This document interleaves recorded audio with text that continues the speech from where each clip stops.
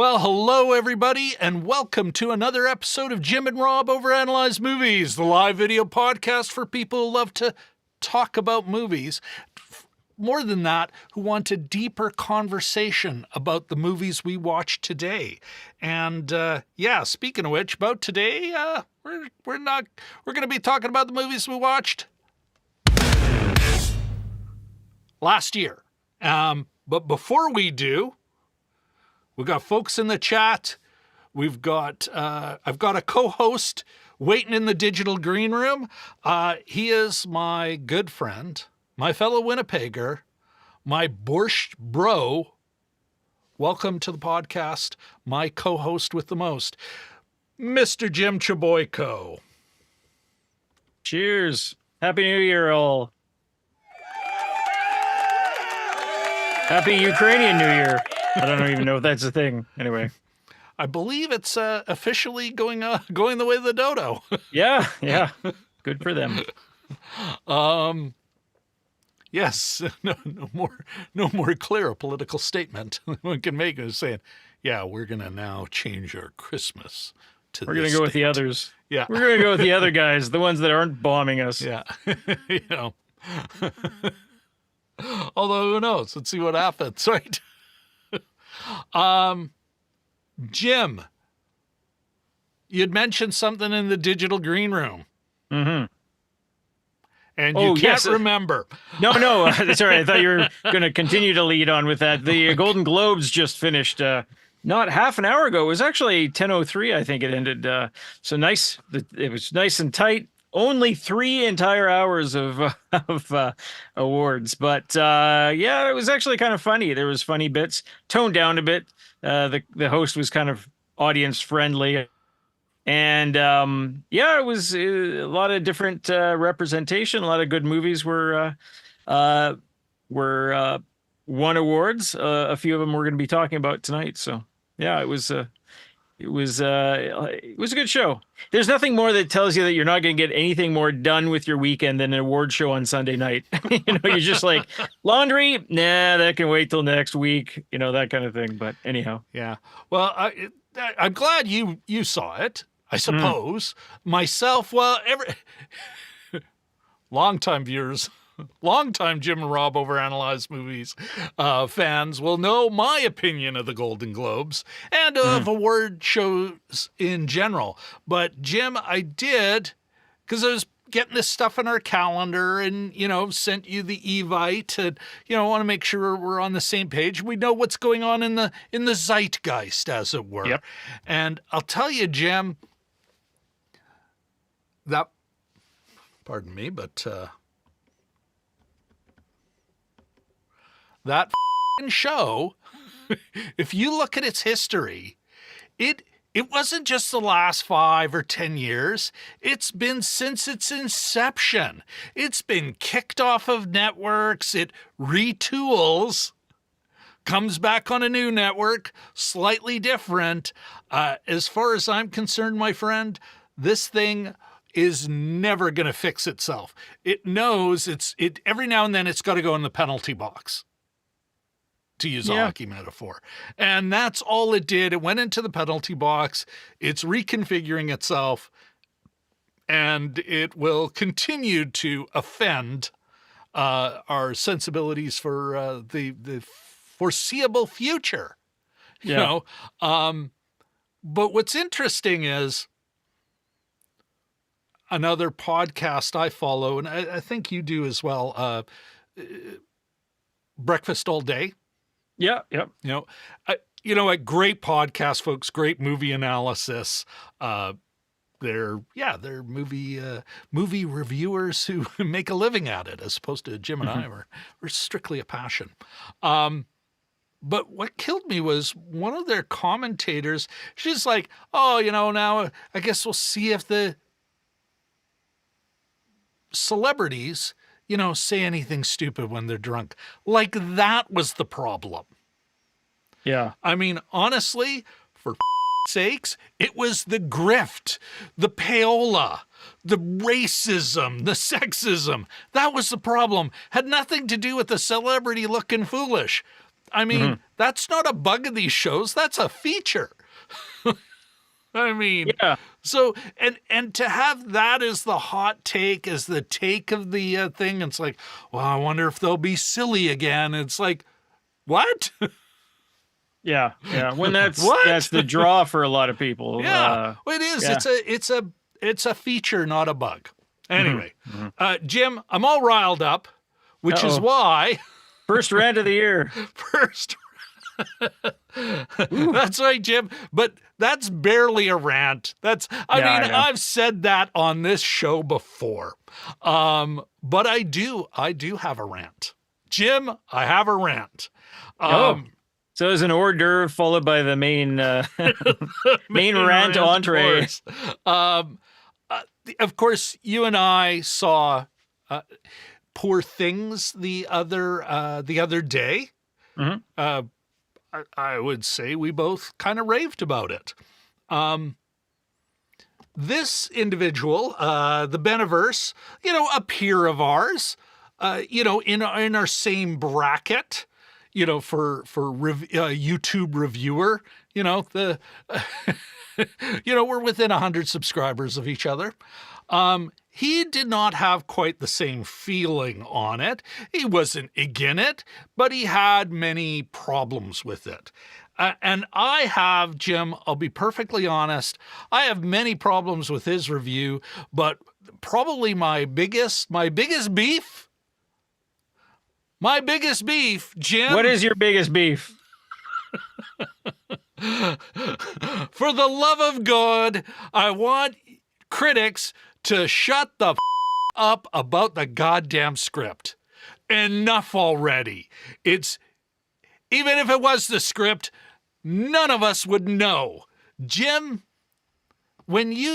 honest to God, this is a guide to you, to everyone, that if your critic is talking about how the script had problems, they do not know what they're talking about.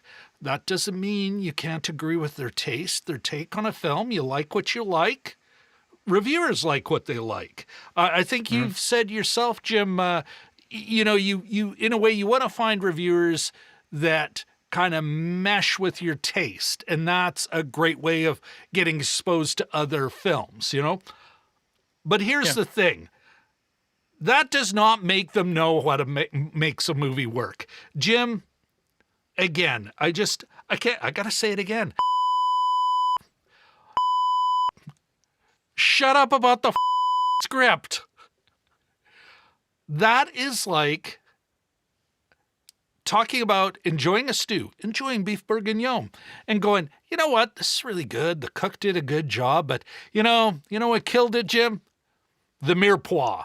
The mirepoix and the stock.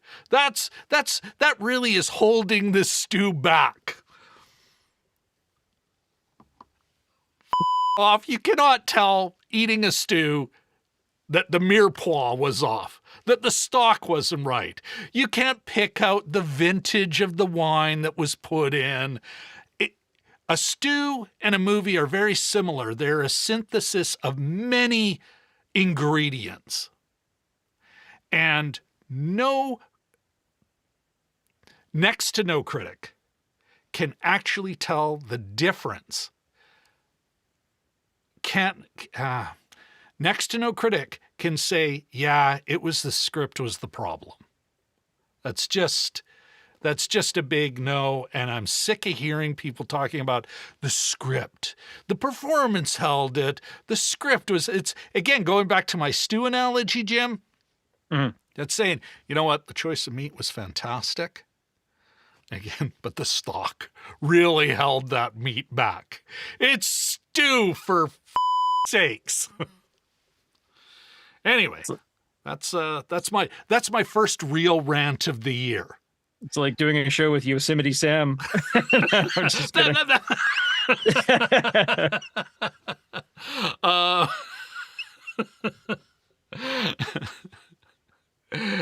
Yeah.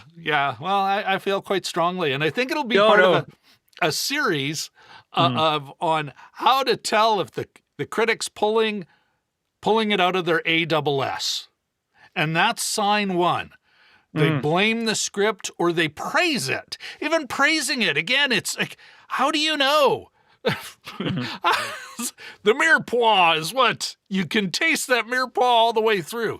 Yes, it's a contributor, but you can't tell. Like, it's what, honest to God, Jim, all these folks who think they can parse out it's this over that. I'm going to keep running with my stew analogy. Yeah, if I bite in and there's a bone in the meat and it cuts me and I'm bleeding, you know what? That's where I can say, yeah, the bone in the meat, that kind of wrecked the stew for me. That was a problem. But beyond that, you know, if the meat was chewy, you can say the meat was chewy. But even that, Jim, isn't necessarily the meat's fault. That could be the cook, the director, saying, no, I need to sear it longer. I need it to sit in the oven all night. 24 hours. Like, again, it's a synthesis, Jim, of many things, you know, and only really the director is the one that you can say, okay, that person really kind of, they are the cook in the kitchen. Not quite sure why this movie isn't working, but we know who is running the kitchen. That individual. So, okay, there's my first rant of the year. We do have some folks in the chat who maybe didn't show up here to listen to me swear about my fellow YouTuber critics and talking about the screenplay. We do have, first of all, we've got Kaiser886. Great to see you. Let's give you an air horn. Happy New Year, Kaiser886. Welcome. Welcome to Jim and Rob Overanalyze Movies. And in the chat, we also have Richard L. wishing us a Happy New Year. Great to see you, man. Hey there, Richard. And of course, our great friend of the channel, Dragon Movie Guy.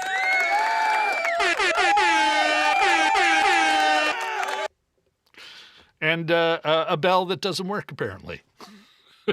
Well, it just needs to be tightened, I think. I don't know. Here you go. Here, I lost the manual. Let's give the man a bell. No joke, that just fell off.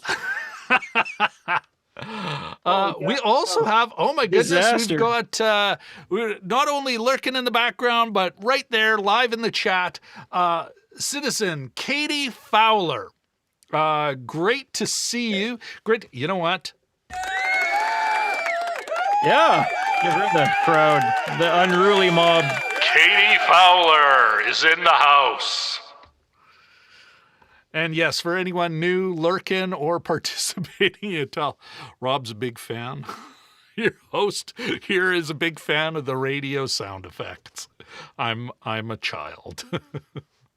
All right. I'm going to quickly take a look here at the chat, Jim, just to see if there's any comments we got to jump to before we get started with the actual show. You know, this thing that we... You got to warm them up. It's show business. Show business after I got to all. get warmed up. All right, Jim. We do have, some Happy New Year's. Great to see. DMG. Ooh, zinger. First zinger of the year from DMG. The globes aren't so much golden as they are spray tanned. Damn. That deserves a rim shot. Okay. Katie Fowler, tell us how you really feel, Rob. Well, Katie, you know what? I'm more than happy to expound on this subject. DMG answering folks that may be curious on what a mirepoix is. An aromatic flavor base, lightly cooking onions, celery, and carrots. Usually, but not always, in a olive oil. And again, another thing where it's like, I can tell that was an adulterated olive oil, maybe 50 olive oil, Uh-oh. 50% canola. No, You got him can't. started You again. don't. No. All right. Anyway, that's I think we're gonna keep moving on. Although Katie's like, you don't really hear that in the music scene. Oh, that's a bad good score. Yeah, no, song's right, song isn't. You know, they're not picking apart the drums. It's like, you know, the drums really like either works or it doesn't. And again, it's treated as a whole, a synthesis of a lot of other parts. Great point. Thank you very much for adding that, Katie. Okay, tonight, Jim and I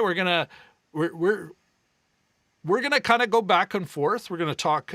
Each are gonna go over our 3 faves of 2023, and those are movies that Jim and I actually covered on the show. So you might think it's like, didn't that come out in 2022? But we did cover it within the 2023 year. Another thing we're gonna do is we'll also talk about 2 of our biggest disappointments, and those fall firmly within 2023. And we'll have an honorable mention in there. We're also going to, although this is, I didn't even bother doing a list or preparing much. It's like, oh, what do we think the biggest news stories of the year were?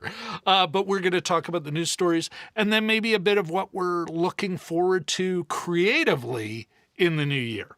And every now and then we'll try and come back to the chat. So, but if you want something for either myself or Jim, make sure you @ Rob Christensen in the chat, and it kind of highlights it for me, so I'll see it and make sure that we take care of you.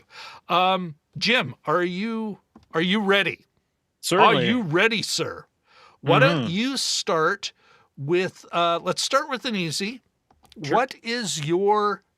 What was your honorable mention for this year? My honorable mention was a Canadian film shot and taking place in Burlington, Ontario, for the most part. I Like Movies by Chandler Levesque. We both saw this in a local movie theater, and we had an opportunity to chat like in a Q&A after the film. She also presented it, the actual filmmaker. Why did you choose this one? I thought it had a lot of heart. I thought it was surprising. I mean, the stakes, it's not high stakes like some of the other movies that we'll talk about. But it's a personal movie, and it feels like a very personal movie. And there's growth in the characters, and there's change in the characters, and there's a lot of, like, I believed it, I bought it, and I was into it emotionally, which you know, doesn't happen with every movie, unfortunately. But yeah, I just thought it was nice.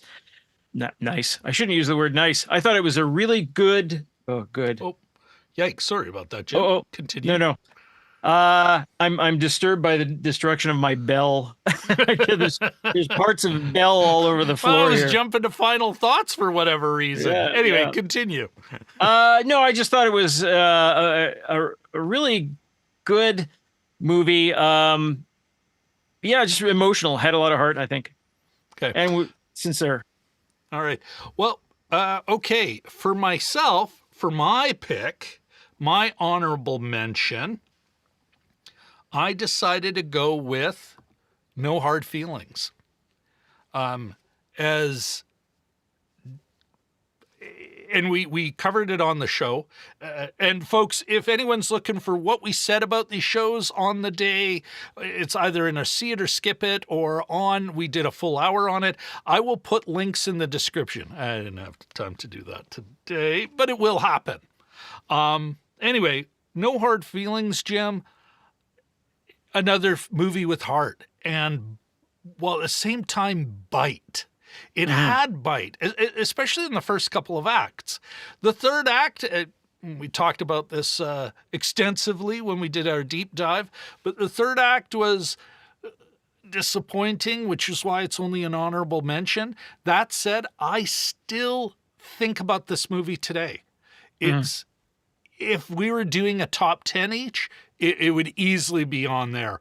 And it would be middle of the pack over other, let's say, better made films, but didn't have the same emotional hook in me, didn't have that same heart and bite.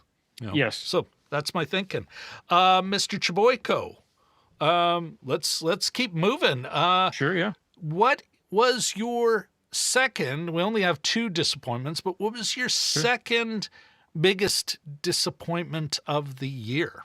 Well, I was a little bit let down by Indiana Jones and the Dial of Destiny. I felt, and perhaps some of that too is Why ever for? Well, what you expect it to No, be. You know, you think being facetious, Jim. Continue. Sorry, man. Indiana Jones with time travel. Surely something crazy, like you have the entire everything of everything in front of you, and anything can happen. And there's some stuff that goes on, but I thought they didn't exploit the premise nearly enough. That might have been my own expectation, which is never fair to put on a filmmaker. But especially with part 5 of something that's been a historical series. I mean, I think I saw my first one in junior high. I remember talking about it at recess. 1981, man. Yeah. So, a little let down. It was nice to see Karen Allen again. I ended up, my daughter and I went to New York this summer, and we ended up on the street that his apartment was. It's the site of a famous old synagogue that's now been turned into a museum, Eldridge Street. But other than that, I thought they could have done so much more with this movie. You know what, Jim? I get why it was on your list. I got to admit, though, for me, I didn't find it disappointing. I thought after number 4, I'm like, I don't see this getting better. And they delivered exactly what I expected, a mediocrity. And just the other night, I watched the first one. It's on Netflix, Canadian Netflix at least. And I'm still like, damn, that is such... like, to put the 2 side by side, it's almost, well, it's the same character. kind of. I mean, that first movie, it's genius. It's damn near a perfect film. The Mirepoix was great. There we go. Great script. It was the Mirepoix that made one it. For the ages. The Mirepoix held it all up. But damn near a perfect movie. One of the best hero reveals, like, ever. Just, yeah, folks, don't watch Dial of Destiny, which is now making the streaming rounds. I think you can watch it on Paramount Plus if you have a subscription. I think so, yeah. Why? Just watch just watch 1 or 3 of that series and be happy. Know what good films are. All right. Myself, Jim, for me, that is going to be, I can't believe tonight this is only my first Marvel Cinematic Universe film. Oh, it's gonna go end up here tonight. Ant-Man Quantumania. I've always had a soft spot for this character, and I really enjoyed. These films aren't perfect. Maybe a little flabby. I don't know. I've enjoyed them. I didn't get the mug, ex-con contractors, security contractors, because I didn't like it. I do. I feel it's got a heart. The characters are more relatable. When I say smaller, I don't mean, it's a small movie, but it has a scale that is more relatable. And so I've always enjoyed them. I've enjoyed all the interrelationships. And so I was looking forward to Ant-Man Quantumania, and it was a huge disappointment because of that. I was like, you know what? It's so easy. It's a character they know well. This will be fun. It was not fun. It was a little sad. Anyway, that was my there's Jim, that was where I was coming from on that one.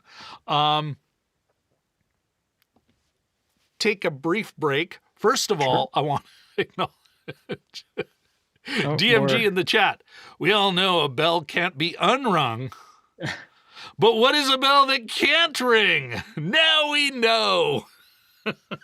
Broken. One more. That's a good one. It's a good one. Jim, I'm going to ask, even though I think we both know the answer. Mm-hmm. What is, in your opinion, the story of last year? Yeah, probably the And big you old can right. combine a couple of stories if you want. Well, I think that's a bit of a two-parter. Is the writer's strike, obviously. Well, the various strikes I should mention, because it wasn't just the writers. But I think that sort of corporate control has sort of reached a pitch there that's gotten ridiculous. So both strikes were interesting to sort of watch how they proceeded. As well, the AI thing is kind of creeping up, I think. And you see references to it, you see jokes and monologues.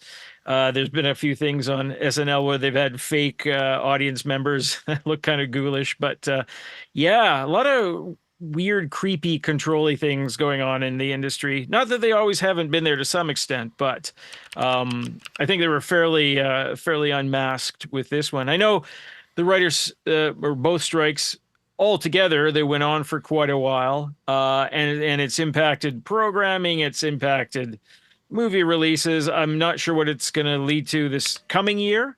I sort of thought there would be more consequences, like maybe we'd see more Hungarian soap operas or something like that. I don't know. But, in prime time. That's good. Yeah. Buddha or Pest next, quite a while. But, and it's impacted programming, it's impacted. So I thought there would be releases. I'm not sure what that way. I just saw a commercial tonight for Deal or No Deal Island, which sounds like something that Tina Fey would have come up with on 30 Rock, but I guess they're doing the suitcases on an island. I don't know. Anyway, so I think that's probably a symptom of this past year. But yeah. I'd say it was the strikes plus the attention to the AI aspect of things. You know what, Jim? I agree with you completely. It is interesting. I'm going to go even further on the strikes.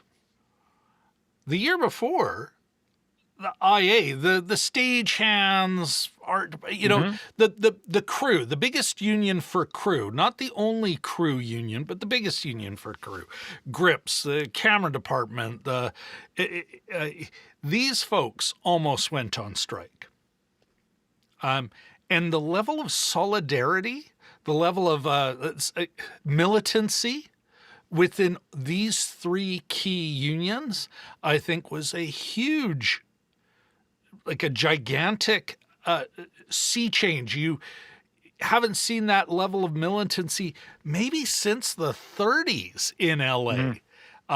And how that was translated, the Teamsters, how effective they were at getting the community on their side. Whereas Zaslav and all these mega millionaire yutzes just came across even bigger tools than they usually do, bigger out-of-touch tools than you usually do. I think that is something they're going to look back at 2023, and when they talk about the strikes and they talk the solidarity, the community solidarity, the community support they've got, and how clueless the MPAA, the representatives for the employer, the studio representatives, and some other sorry, Jim, some other I love how sometimes they'll censor not the swear, but the other part. Yes. Anyway, yeah, so that's what I would add to that. Jim, on the AI front, what did you think at the beginning of the year? And did your opinion of AI change over the course of the year? And how it would affect, creative workers? Yeah, yeah. You know, I for years I've wanted to sort of explore. I thought at one point I would write a novel about it or something to that effect, like years ago, of the borrowing of images Uh-huh. of say dead stars and putting them in commercials and that sort of thing. And it's happened, you know, and that's always creeped me out. And that's sort of one aspect, not directly AI, but sort of the borrowing of an image. So that very base issue that they're talking about. Right now, they refer to it, I think, mostly in terms of the extras, the background players, the atmosphere players. I think that's a slow roll. I think that's a creeping into the industry, and from there, who knows what's going to happen. But yeah, the whole thing makes me extremely uneasy. And having been a freelance writer too, where Yeah. they have contracts that'll literally say, you know, we're paying for the use of this thing that you've written through any mode of transmission, created or not created as of yet, in perpetuity in all universes or something. Yeah. Like it's almost multiversal. You know, the wordage, the language that they use for these things. It's such a grab, and it's so creepy. You know, they want to pay somebody $100 as an extra to use their image once, and then keep using it And use it forever. and See, asshole. infinitum. Yeah, and that's there's something just wrong. Maybe not illegal, but it's morally, to me, it seems really wrong. Yeah. Yeah. No, I'm with you on that, Jim. Well, it is fascinating. As as you know, I do voiceover work. I do podcast editing. I want to get into picture editing. I got to admit, over the course of the year, I'm worried less about it. I'm still getting offers for the, how shall I put it, the the work at the bottom of the market. Yeah. That was supposed to, that I thought, oh, that's going to be all taken over by AI. But I'm starting to, and I've discussed this with some of my other fellow VO artists, and I'm like, you know what? I'm worried about AI as an excuse to grind wages down. I'm less worried about AI totally replacing me now. Because even at that level, it's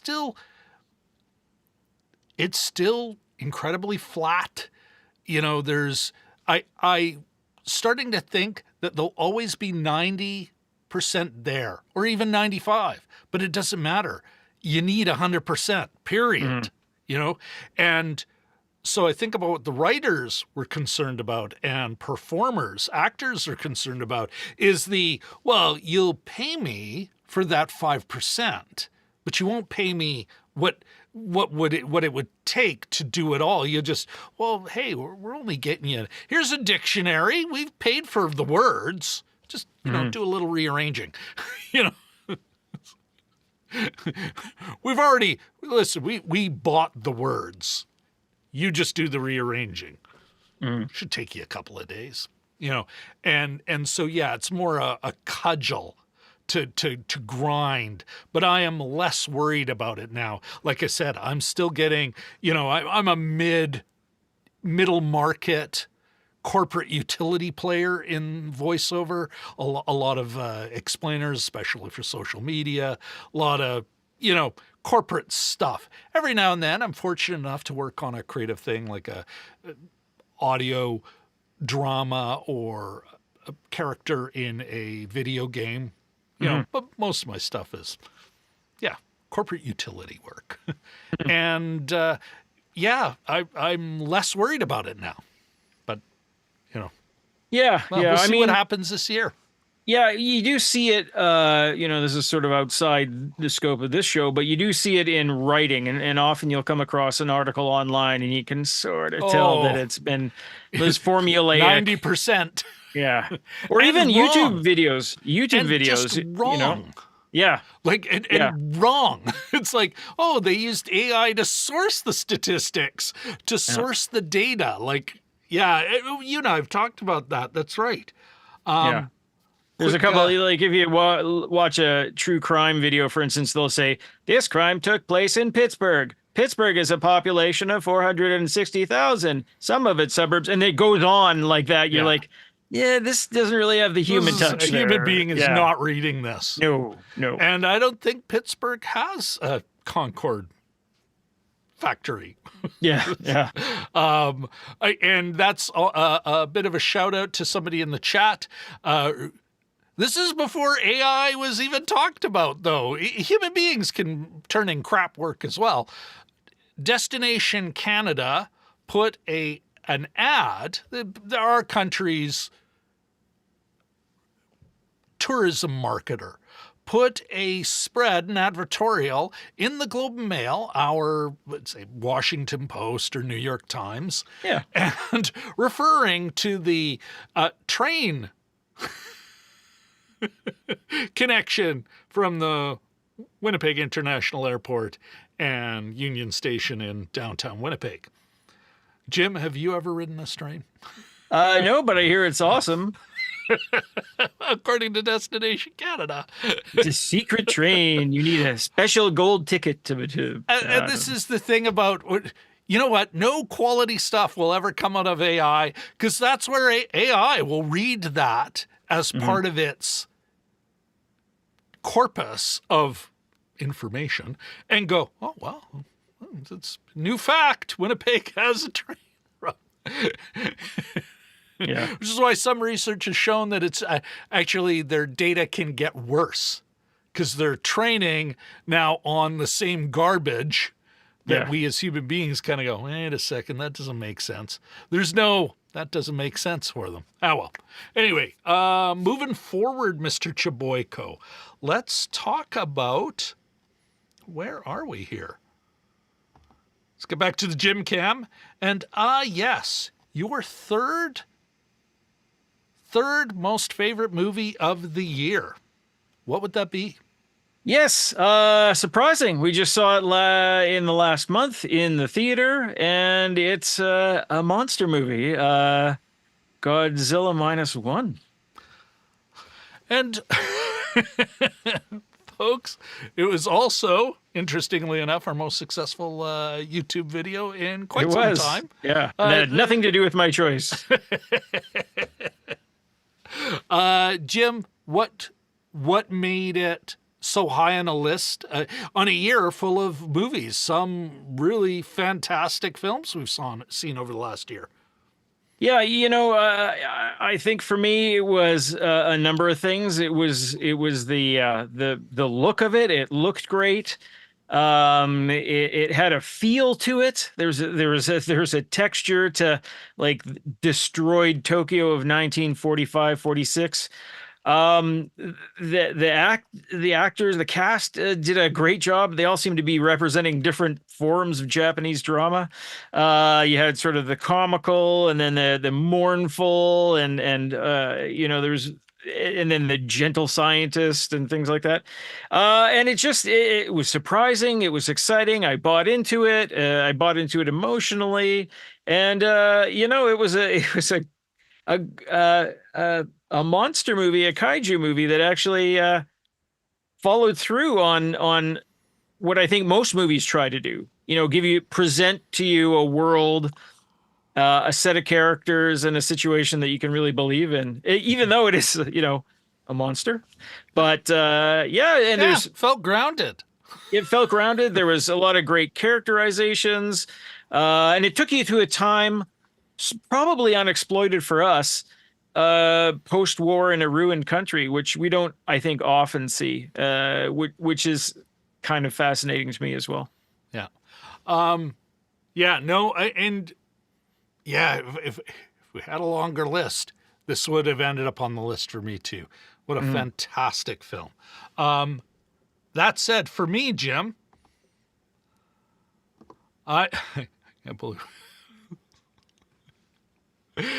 Oh, the second Uh-oh. the second MCU movie, my third fave of the year, Guardians of the Oh, yeah. Galaxy Volume 3. You know what, Jim? This movie had such heart, and the way it kind of lures you into the real story, and the fact that it's got layers that you don't necessarily expect from an MCU film, that it was funny as I go through the year and I'm like, that's right, that's over. That James Gunn MCU. And even DMG noted in the comments, he says, for the MCU to pull 3 of its movies completely off the schedule, you know what? You've only got one DCU Marvel movie coming out next year, Deadpool 3. That's a big shift, you know? And yeah, Guardians of the Galaxy 3 might be the last of like what you could almost say like a, shall we call it a golden era for the MCU, or for these comic book ensemble movies. That might be laying it on a little thick. And honestly, Jim, it could have just as easily been Godzilla -1 too. But for whatever reason, Guardians of the Galaxy has got a hook in me, and that's why it was my number 3. Yeah. No, good choice. Let's keep moving. Jim, what was your second favorite movie of the year? This is, I've heard other people talk about this. They always forget the title. They call it all kinds of different things. But the Emma Stone vehicle, Poor Things, thank you, which actually just won musical, best musical or comedy tonight at the Golden Globes. That is my second favorite movie. So I'm backed up by the Hollywood Foreign Correspondents Association or whatever. Well, I'm just right kidding. there. I came to that conclusion completely by myself. Yeah. I'm a big boy. You are a big boy, Jim. Thank you. How do I put this? Yeah, I have nothing. I have nothing to say right now on your choice, other than, as you could tell when we did our See It or Skip It, and our hour on it last weekend. You know, Yes. we were both big fans of Mr. Lanthimos' work, which, again, going back to my earlier rant, you know, take it with a grain of salt. Maybe a part of my Beneverse beef is just that he had any problems at all with this outstanding bit of filmmaking from Mr. Lanthimos and Ms. Stone. All right, Jim, as we continue to move forward in our list, I will, you know what? I will talk about my second favorite film of the year. And that would be something, a cut from earlier in the year that came out late last year, Women Talking. Oh, yeah. Yeah, not only a great film, not only an important film, not only an interesting view on a thing inspired by something that actually happened, but the first film we have seen that we were like, how can we talk about this? And I think I'm going to remember that forever. Like, and folks understand this is our favorites. It's not necessarily best or worst. You know, we're not trying to make as much an objective judgment here, and it's as much emotional as it is anything else. And for me, this movie got me the local connection, the multiple local connections to this, the horrible incident that inspired the film. Even an interview that will never see the light of day, Jim, because I totally f***ed up the recording of it. But I did interview a woman who had actually, an American woman, American reporter who did do the original reporting on it, and I made a mess of it, and it will haunt me when I think about this film and our show for quite some time to come. Anyway, that's mine. Jim, are you comfortable? Would it be all right if I now continue? Love to have you. No, go ahead. Start and end our little back and forth on our faves and least faves before we start talking about 2024. Sure. All right. So that leads me to my biggest disappointment of the year. And this, well, you know what? I'll try and limit what I have to say, because this may be a movie you were disappointed in as well. And that is Napoleon. What, I mean, there are times failures where you go, oh, that didn't work out, but he was having a bad day. And then there are these failures where the filmmaker lashes out like we're not seeing the movie intended. Apparently we aren't. We're seeing a boring thing. We're all out money and time. Yeah. And this isn't an aesthetic. This isn't about tone or aesthetic or anything. This was just a plain disappointment, an objective mediocrity, or perhaps less. Yeah, that's how I feel about that. But Jim, what about your most disappointing film? Well, hey, it was happened to be a little something called Napoleon. I think it's kind of amazing, Jim, that we only have a couple of movies on our respective lists that were the same, given we came up with our stories, on the. Anyway. I'm glad that they didn't all line up like that, but I just and I think you talked about this afterwards. With any movie, there's things that you can like. I don't think I'd ever walk out of a movie. There's always something to watch, whether it's one particular performance or performer or something, or you're there for the soundtrack or the visuals or something.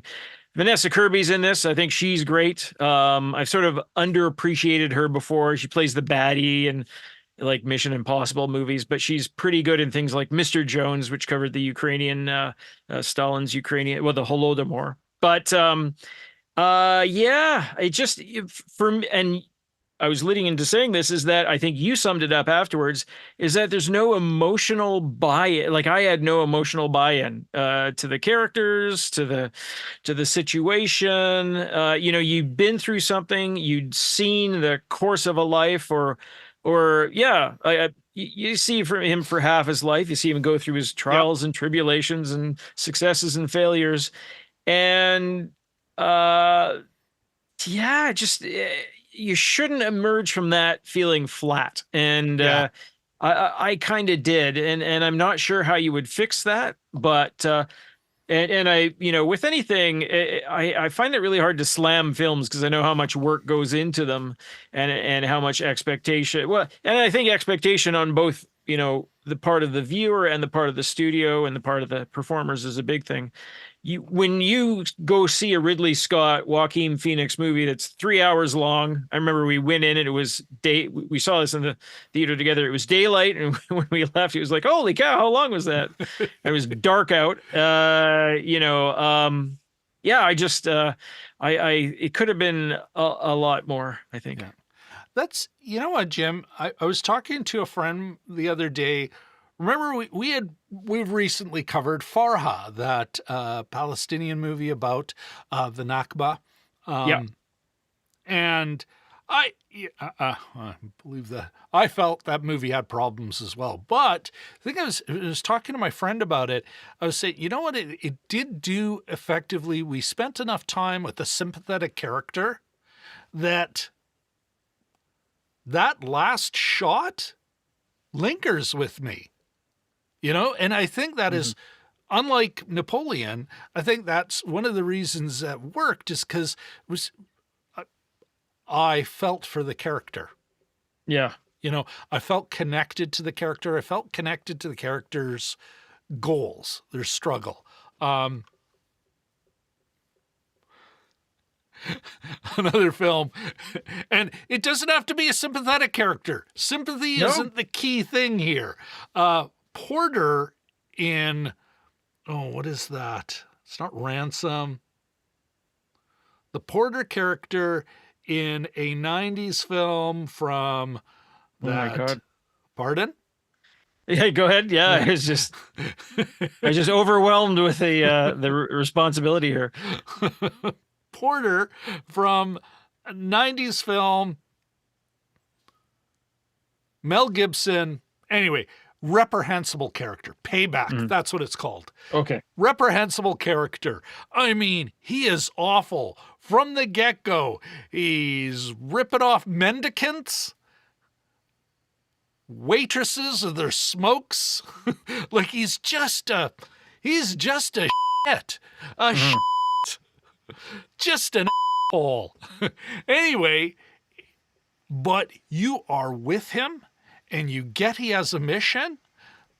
Now, of course, there's a save the cat or save the dog moment later on in the film, but from the get-go, it's a compelling character. You want to know what happens next. You want to know what happens to him. Is he going to get his money? Is he going to get paid back? Yeah. And it's just, and that is, apparently the critics at the time were saying that they were disappointed in it. But I watched it again recently because we had just been talking about this, and I'm like, oh, this, you don't have to like him. He's an awful, terrible person. But you sure do like watching him. Yeah. Yeah, and I think that is so important. Sympathetic, or you can't stand them, but you want to see what happens next. The Scarlett O'Hara's, these characters make you watch and connect to them. Yeah. And that goes a long way to making a movie work. Napoleon didn't do that. All right, No. Jim. For me, my number one movie of the year, one that was on your list, a little lower on the list, and of course, recency bias may be kicking here because it was the last film we covered No. and watched, Yeah, very Poor good. Things, but I think it was the best. It's my favorite of the year. Maybe not best, but it definitely my favorite of the year, Jim. I really, yeah, it's a dark film. Well, but still ending up hopeful, like joie de vivre. There's some joie de vivre. There's some life. The humor is great. It's, again, I maybe for the same reason I enjoyed No Hard Feelings. This is a movie with heart and bite, and a whole bunch of arty.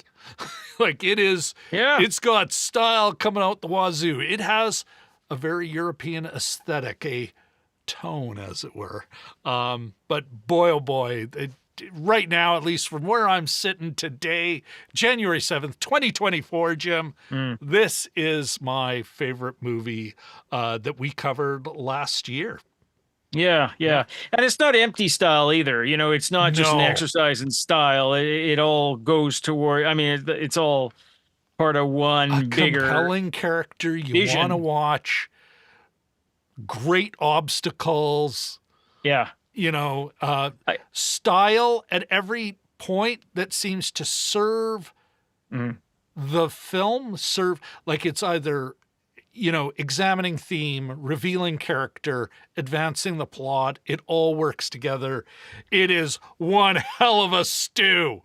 Yeah.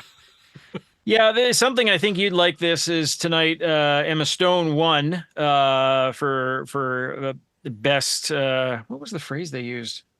Female actor, I think it was. Anyway, in musical or comedy, and she said, "I always looked at this." I think she said it on the awards show. I always looked at this role as a rom-com role, only that. Somebody here? No, it's Oh, for Emma Stone. Oh yes, I always looked at this as a rom-com. just I a little thought somebody late. had entered the chat and I didn't know. No. Okay, that's Although we fine. did have Jelly Duck in here earlier. I saw that. I saw that. Hi, Awesome. Jelly Duck. Yeah. That it was a rom-com. Only instead of falling in love with another person, her character was falling in love with life, and that's how she took it. And I thought that was actually kind of. I wish I'd heard that beforehand because it That's sort a of great, yeah. nicely encapsulated what it was really about. Yeah. So. Although it also allows her to steer clear at an award show from the obvious gender politics. Oh yeah, And yeah. actually just the politics of these. Never mind gender. There's like there is Marxist comments, only a couple, but bang on, like funny and on point. Like, I am my own means of production. we are our own means of production on the Yes, way to yeah. their 19th century socialist meeting. Yes. Yeah. Damn. What a great movie. Yeah. And delivered as a comic line as well. Yeah, that's funny and on point. Yes, It's and thematically it fits in the plot, it fits in the theme, especially where she and in her character, where she is in that point in her character arc. Mm-hmm. Oh, mwah. That's just a chef's kiss movie. That's a hell of a stew. All right, Jim. We are now we're now at the final one on our list. Sure. That would be for you, Mr. Chaboyko. What was your favorite movie of the year this year? Mine was Oppenheimer. And just a really compelling story. I don't think I got up to the bathroom once. It's a small triumph for me. Just kidding. Just an interesting, really compelling story. And for me, whenever anybody plays with anything sort of, the chronology of it is all over the place. And that always mystifies me. Sometimes it works, sometimes it doesn't.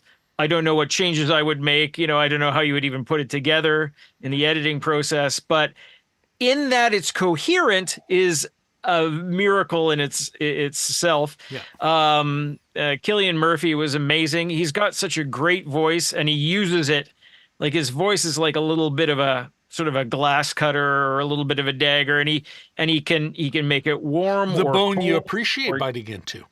Yes, yeah. He brings all his skill into this. It's a talky movie, as a lot of people sort of apologetically describe it. It's basically about a bunch of meetings in one way, but the first time that his character and the Oppenheimer meets the general in charge, of the Matt Damon character, whose name escapes me right now. It's such a great comedic scene. If you recall, there's sort of a little bit of a pissing contest, but not quite. And just that kind of the way they introduce characters. I just thought it had vision. Vision's a big thing with me. It had vision. It had heart. It had scale. It was serious in an age that we don't get a lot of seriousness or worthy serious movies. And of course the climax of it, that everyone wants to see the bomb. I thought that was very well handled and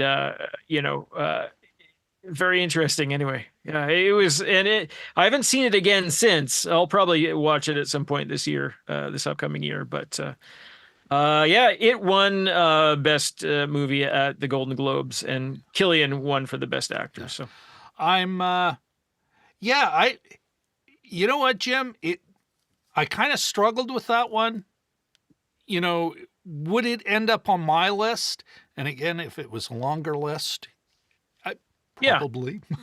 um I think for me, the only thing that kept it off the list, I think that if there's a theme of the movies in the movies I chose, was the emotional connection I had.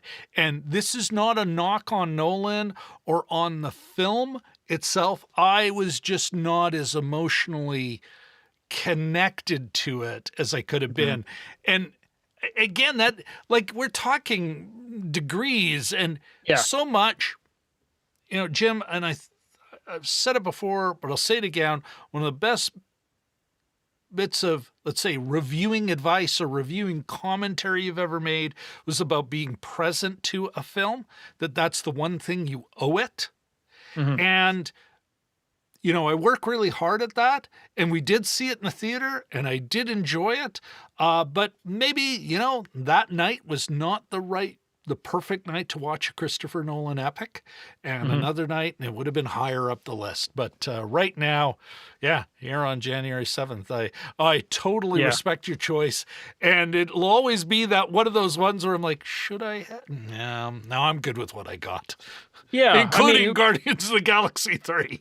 yeah, no. I mean, we have four movies, right? Three best and an honorable mention. So, some people have, you know, as we've seen with somebody like Walter Chaw, he had 50 best movies and 16 honorable Yeah. mentions, which I fully enjoyed reading his Actually, review. yeah. So yeah, no, but when you're working with a limited list, I'm like, oh, what am I going to put in? What am I going to do? You know, and then there's the recency bias, of course, that you worry about. But Yeah. Well, and it's also dictated by that awards season schedule, right? Like yeah, they do it, and I know it's a scam or it's a hustle, but really, you know, if we're gonna have a calendar yeah, and there's gonna be a date and a deadline, and you got voters, well, you want these big announcements, just like a mhm, political campaign. You have your big fancy announcements close to, but not in the campaign. You yeah, know, so yeah. everyone kind of remembers it and has a good vibe. So yeah, these lists are always going to be kind of weighted. hmm And it's just the nature of the beast. Yeah. I do, and as much as I love to run down these award shows, because yeah, they're all ridiculous. And as much as can I say dislike lists? I just think they're a bit of a fool's errand, maybe, to say, Mm, oh, this is the top 10 yeah. or top whatever, because so much is, well, that's the way I'm feeling about it now. A year from now, Yeah. maybe not so much. Um, what I do like about it is it forces me. Oh, such a terrible chore, Jim. But it forces me, it forces you, it forces us to kind of look over what we have watched over the year, what we thought about it, and re-examine that experience.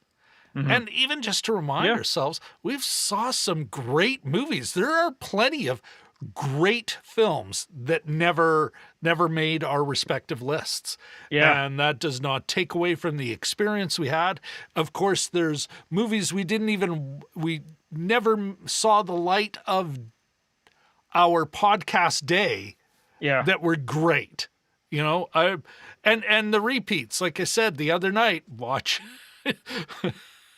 I brought up two other movies I've watched in the last couple of weeks that I'm like in awe of the filmmaking, you know, Yeah. of the storytelling, you know. Yeah, no, I think, and so these lists are worthwhile in the end, you know, as much as I love to, Yeah. I think it's a as much as I love to natural. on them. Yeah. I think it's a sort of a natural thing. It's a natural way to classify things. Yeah.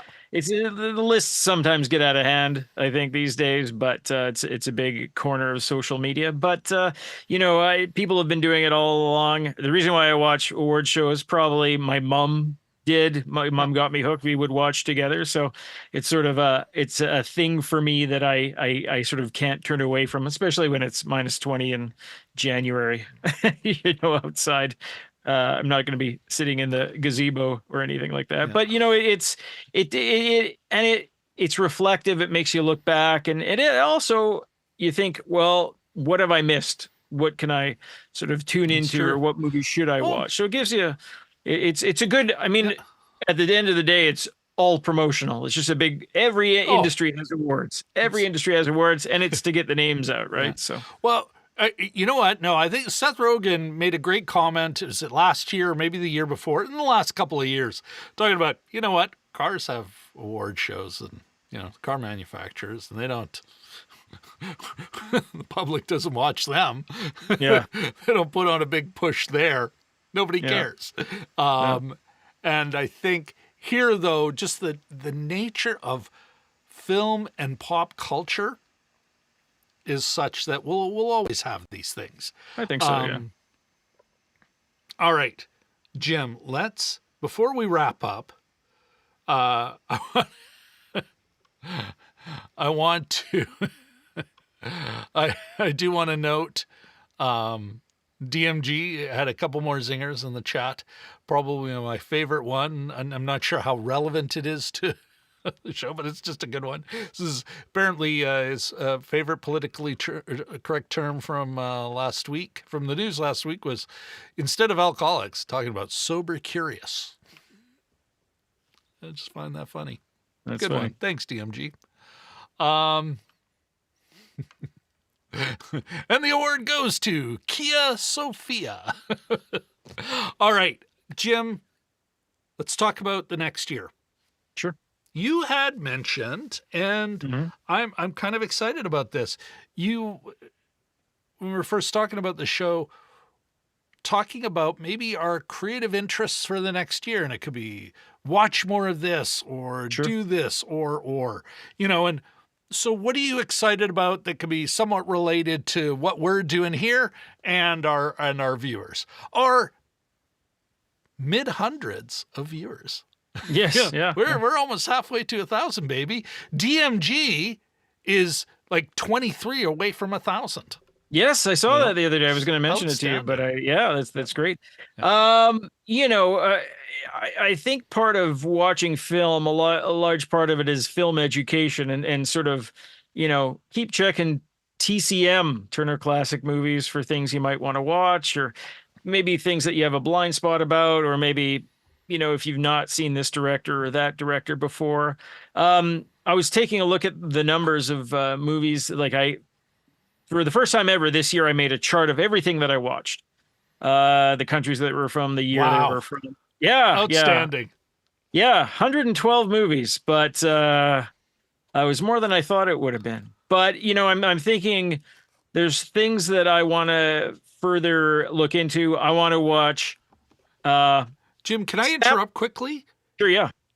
Did you find, when you looked at your list, did you see, it's like, wow, I didn't know I watched X kind of movie as much as I obviously have?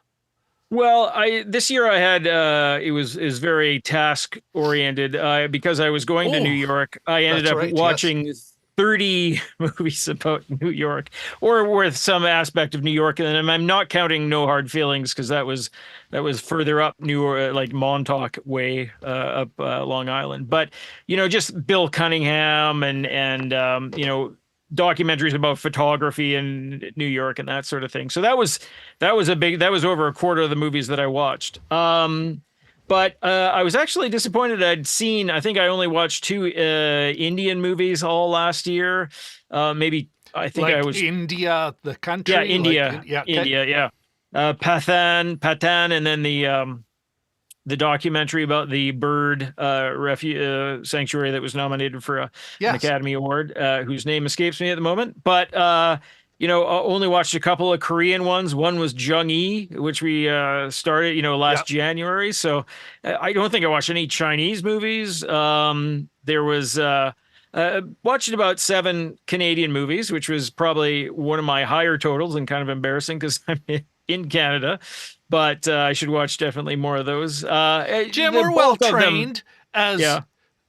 let's say, can American citizens. Hmm. Canamera, Yeah. Well, Canamera.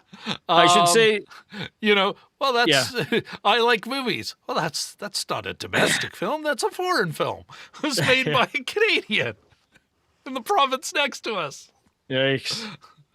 But Sorry, continue, Jim. yeah, no. I just just to get out there and watch more. Like we did pretty well. I did pretty well in 2022 with watching a nice variety, but I think I receded a bit. Part of the thing is watching 30 new movies about New York was that sort of took over things. But yeah, so I've got a couple of goals here. I've got a list of movies, including Sorcerer, that I need to watch. R.I.P. William Friedkin. I've made a decision to watch something Vietnamese that's not about the Vietnam War, which Here, is, here. I don't think a challenge, but I don't think I've ever done that before. And it can even be a fighty, war-y movie thing, just not about this last war. I think there's one called Once Upon a Time in Vietnam, which looks kind of intriguing. And then the other thing, too, is that I would like to watch some Japanese movies that were not directed by Akira Kurosawa. Or Which is not a slight Miyazaki. on the man. Which is not a slight on, yeah. Just to watch something different because there's tons out there. Yeah. Oh my God, there's tons out there. So, If I I'm can still make a catching up with recommend, 2022. Jim, it is What's a that? Miyazaki film. It's supposedly his penultimate film, Mhm. but I believe it's called Free Flight. Give me a second here. Sure, yeah.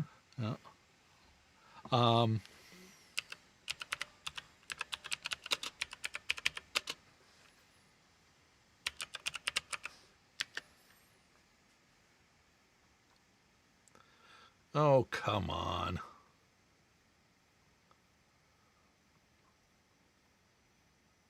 Is it called The Wind Rises? It is. Okay.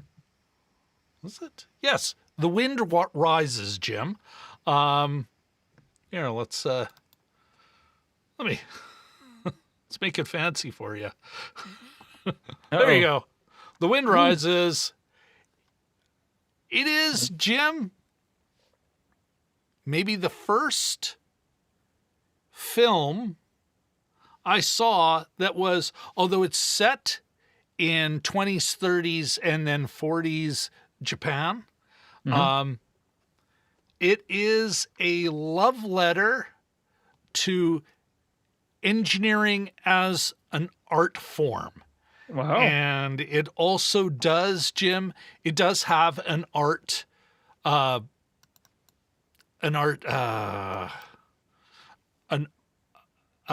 love story in it, a love story we have seen.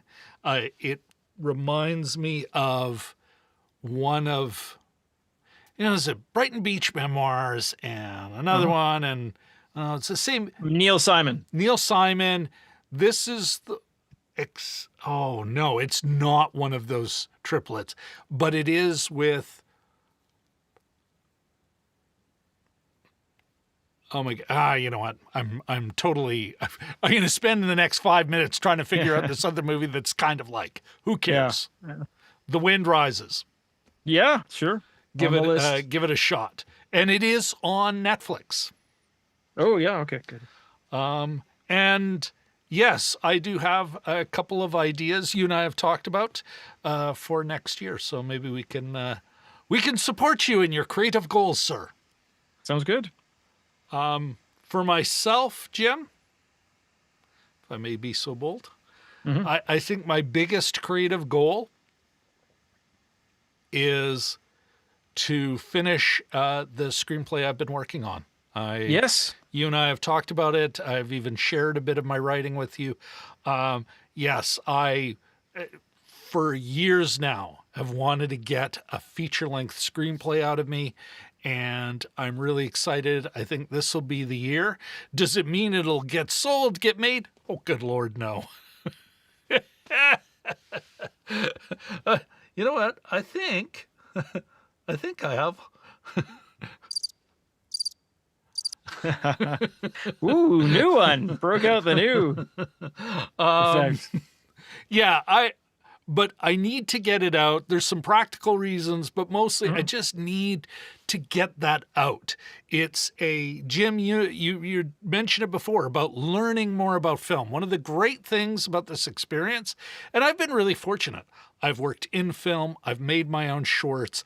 I've taken many courses. I still continue to, but this podcast and what we've been doing here on YouTube has been such a great creative, not just a creative outlet, but a means by which to learn more about film and more about story and storytelling. And you mentioned, and we go back with, of course, another fellow YouTuber in the film scene, Walt from Walt's Flicks Picks. You bet. And he was talking about AMC and books and that, but I recently watched, Jim, a documentary on the making. Uh-oh. A documentary on the making of this book. Oh, The yeah. documentary is called Truffaut Hitchcock. Yeah. You know, and a play on this. So it's a documentary, a film about the making of a book about a couple of filmmakers. And needless to say, it interviews a lot of filmmakers. I am actually going to do a Cedar Skip It, a personal Cedar Skip It on the documentary itself. But I'm like, well, I should get the book. And I complain about Amazon a lot. But I got to admit, talk about ease of access to obscure used books. Yeah. And sometimes in fantastic shape. And this one's Yeah. in fantastic shape. So Very cool. I totally get it. I think the conversation, whether it's you and I, or even never mind whether it's a rant or an experience like when we've had DMG on the show, or Cody, who we hope to both hope to have back soon, you know, that conversation has been so informative. Was, you know, the best chat on the internet right here on Jim and Rob Overanalyze Movies. You know, any of that has pushed my understanding of the art. And I cannot speak well enough of it. And hopefully I'll be able, apply that to what we're talking about today. Yeah. I think that's, DMG is shouting out my acting talent in The Christmas Brick. There we go. I did do a bit of voiceover and I will put a link to that in the description, to Christmas Brick by Cody Brockup from the Brockup side. Brockup side, yes. But yeah. All right. Let's, I just want to say, take a quick look in the chat, Jim. Make sure we haven't forgotten anyone, lost anyone. DMG, of course, always great seeing you, man. Richard L., Katie Fowler, fantastic seeing you guys. And of course, Happy New Year. You know, whenever I think of a perambulating pigeon, which is every time I leave my house, I think of Richard L. and Katie Fowler, and they'll understand that inside joke. And then, of course, we had a number of people watching, lurking. And I hope you enjoyed yourselves tonight. Kaiser 886. I hope you had a good time. And of course, if you're watching this in a rerun, feel free to comment below on what you liked, didn't like, or just thought we were talking out of our ASS. Yeah, I think that's about it. Please subscribe and like and all that other stuff that I keep forgetting to ask. And yes, that's when you ding that bell. The same.